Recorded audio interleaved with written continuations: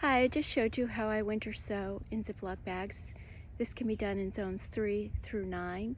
It's a really economical way of starting your seeds in January or February, and they are exposed to the elements throughout the winter, and they're fed by the snow and the rain through a little opening in the bag. They have drainage.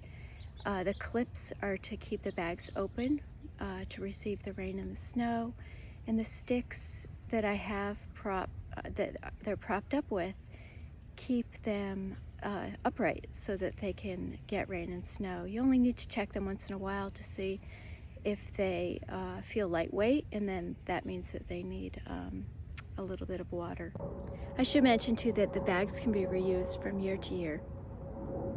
Also, it took me an hour and a half because the potting soil was partially frozen, and now it's time for cleanup.